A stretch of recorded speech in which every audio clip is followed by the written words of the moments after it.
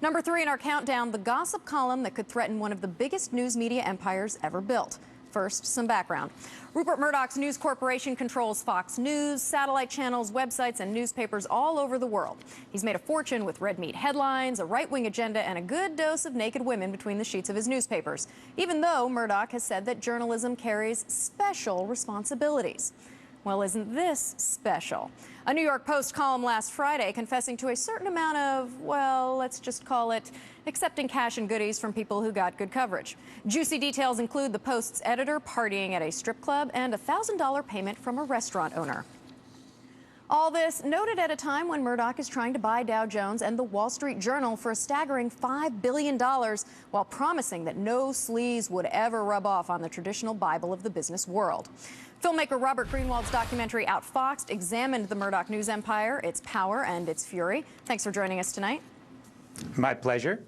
Robert, word is the admissions in this column were designed to head off even more serious allegations in a lawsuit. Now, the last time we checked, the Post editor is still in charge over there. How embarrassing is this for Murdoch? Well, I think it's seriously embarrassing if it were you or I. Nothing seems to embarrass Murdoch or that eternal drive to squeeze every nickel out of every media outlet he owns. And it doesn't matter whether he puts naked women on the cover or if he drives to the bottom line with all of his newspapers supporting the war. It's just a consistent pattern we see over and over again. So I'd like to think that he would be embarrassed, but I'm not sure that that would be true in his case. Murdoch's third wife, Wendy, was born in China and is said to be handling some of his business interests there. And there are allegations that he's ordered his media to go easy on the Chinese government. Who's making these allegations and how serious are they? Well, it's a long pattern of his currying favor with the Chinese Communist government. He actually had a book contract canceled by one of his publishing companies because it was critical of the Chinese Communist government. He's pulled reporters off of stories, and this predates even his marriage. So we have seen this over the years. It's actually caused serious problems for him because of his desire to do whatever the Chinese government says in an effort, again, same thing, greed, profitability, doing whatever it takes, in this case, manipulating and using media to service the Chinese Communist government. Last winter at the Davos Economic Forum, Murdoch was asked if his media shaped the agenda on Iraq, and he said, quote, "No, I don't think so, but we tried." Is he starting to pay a price for backing an unpopular policy? I think so. I mean, the war, it wasn't, by the way, just that his newspapers and television backed the war. It was the vicious, terrible attack of many people, myself included, who resisted the war. And they tried to silence people. They really went against the basic tenets of democracy. And I think that's truly coming back to haunt him and haunt his many newspapers and the television stations that went along lockstep in trying to silence all criticism. Now, given the track record and everything that you've just discussed, paint a picture for me. What if Murdoch gets Dow Jones and the Wall Street Journal? How long until they're tabloids, too? Well, it won't be long. I mean, we know what happened in London with The Sun. He quickly turned it into a tabloid, and it was quickly from bikinis to topless women within the pages of the newspaper.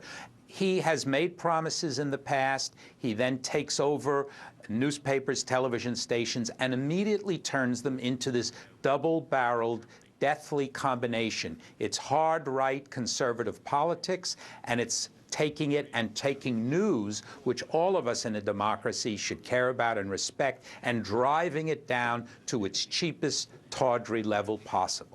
In fact, there was a column in the Financial Times the other day where they talked about the fact that apparently back in the 70s when he was buying the New York Post, that he wrote them a letter saying essentially what he said to the Bancroft family that owns the rights of Dow Jones, saying, "I'm not changing a thing, everything will stay the same."